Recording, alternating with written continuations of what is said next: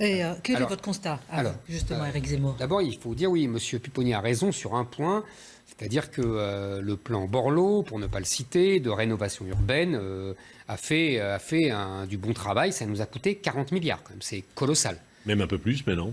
Le deuxième, on va monter à 60 milliards. Bon.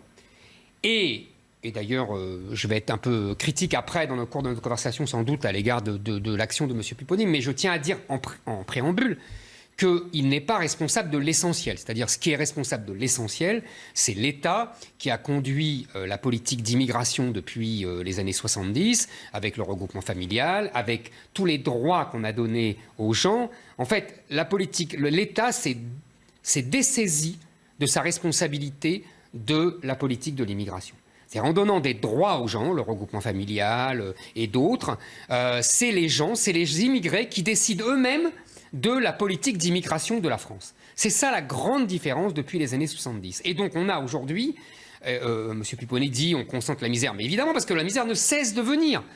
On a 250 000 entrées légales en France tous les ans, sans compter les 100 000 de droits d'asile dont personne n'est expulsé, et sans compter les 50 000 mineurs isolés qui sont ni mineurs ni isolés. Ils ne sont pas tous dans les quartiers. Ça fait 400 000. Ils ne sont pas tous dans les quartiers?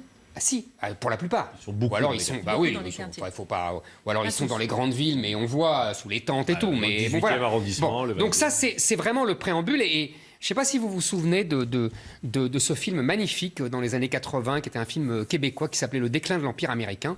Et on y voyait, c'était dans un monde d'universitaires, et on y voyait une scène, j'ai appris depuis par mon ami Mathieu Boccoté que c'était une vraie scène, c'est-à-dire que le metteur en scène avait été élève de ce professeur, et le professeur venait, et il avait ses étudiants, et il leur disait, en première leçon d'histoire, il leur disait, dans l'histoire des peuples, il y a 3 principes fondamentaux. Le premier, le nombre. Le deuxième, le nombre. Le troisième, le nombre. Je pense qu'on ne peut pas discuter de tout ce qu'on va discuter aujourd'hui sans, vous serez d'accord avec moi, sans tenir compte du nombre. François Pupponi, comment on en est arrivé là?